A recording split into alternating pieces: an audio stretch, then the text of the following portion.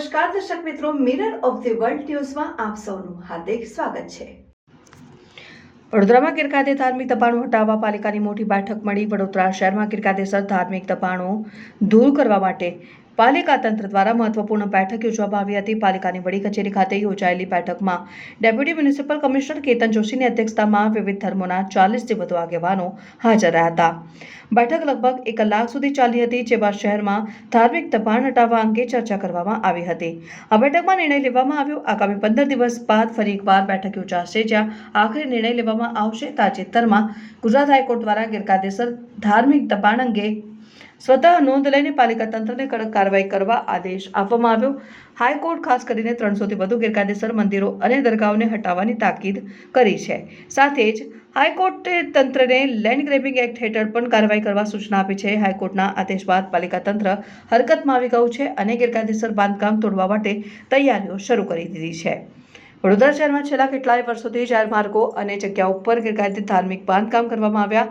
આથી હાઈકોર્ટે સુઓ મોટો પગલું લઈને પોલીસ બંદોબસ્ત સાથે દબાણ દૂર કરવા આદેશ કર્યો। આગામી 15 દિવસમાં વિવિધ ધર્મોના આગેવાનો સાથે વધુ એક બેઠક યોજાશે, જેમાં 314 ગેરકાયદેસર ધાર્મિક બાંધકામ હટાવવા માટે અંતિમ નિર્ણય લેવામાં આવશે। જો સ્વૈચ્છિક રીતે દબાણ नहीं हटावाए तो तंत्र कड़क कार्रवाई करશે। कमिश्नर साहब ने बात बहुत अच्छी बताई है कि वो 10 दिन में मीटिंग करने वाले हैं। दूसरी, सबसे पहले तो वो बताया कि जिनकी प्रॉपर्टी कार्ड नहीं है, यानी जो दस्तावेज बिना की जगह है और वहाँ पे जो धार्मिक स्थल लगा हुआ है, तो उसके लिए सब गुरु को बुलाए थे, धर्म गुरु को बुलाए थे। तो जिनके पास है प्रॉपर्टी, उसका तो लोग सर्वे करेंगे, जो ओटला या जो भी आता है आगे पीछे वो कटिंग होगा, बाकी जो आस्था है उसको कुछ नुकसान होगा नहीं, ऐसी बात हमको बताई अभी। और जिनका प्रॉपर्टी यानी दस्तावेज नहीं है और वो मालिकी कॉरपोरेशन की है, तो उसके लिए भी विचार करेंगे और 10 दिन बाद फिर बुलाएंगे सब धर्मगुरु को। ये बात हुई है अभी। और हम लोग 4 लोग हैं, फतेहपुरा पांजरीगर मोहल्ला से आए हम लोग।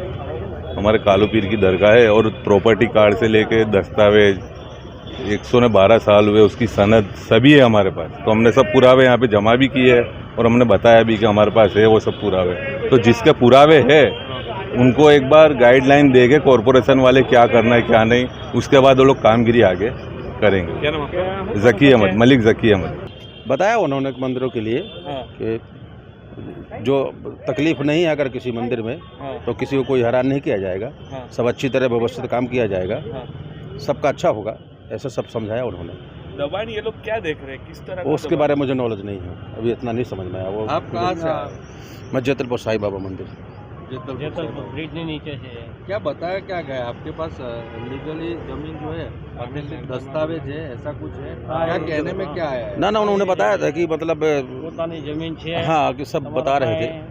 પછી કરવાના છે અને નેક્સ્ટ મિટિંગના અંદર ત્યાંના આજુબાજુના જે વોર્ડના ઓફિસરો છે એ લોકોના જોડે આવી મિટિંગ કરીને જે પણ સરકારી જમીનો પર મંદિરો બનાવ્યા છે એ મંદિરોવાળાઓની મિટિંગમાં ફક્ત એટલું જ છે કે તમારી પોતાની જગ્યા નથી તો તમારે જે ગમતી જગ્યા હોય ત્યાં અમે ફાળો નહીં આપીશું। એટલે અમારું કહેવું એવું છે કે સરકારી જગ્યાના પાછળ અગર બીજી સરકારી જગ્યા હોય તો એ સરકારી જગ્યા અમે ખરીદવા માટે તૈયાર છે અને જે પણ યોગદાન કરવું હોય અમે એ લોકો કરવાના છે। અને બધા મંદિરવાળાઓને કમિશનર સાહેબે સારી જ વિગત કીધી છે અને અમને લોકોને એવું કીધું છે કે કોઈ તમને જબરજસ્તી કે કોઈ હેરાનગીરી કરવામાં નહીં આવે। અમે બધા શાંતિથી બધા ધર્મના મંદિરોને, મસ્જિદોને, ગુરુદ્વારોને શાંતિથી અમે પ્રોટેક્શન આપીશું। અનિલભાઈ શાહ। प्रॉपर्टी कार्ड केम कई छे ना मैं कीधुं अमारुं नहीं, प्रॉपर्टी कार्ड बाड़ नहीं है, कॉर्पोरेशन जग्या पर छे अने अमारा नड़तर रूप नहीं है। અને અમે તો શું કીધું એમને પછી? એટલે એમને એવું કીધું જો વીકેલી જગ્યા તમને કંઈક મળતી હોય તો પૈસા ખરીદીને લઈ લો।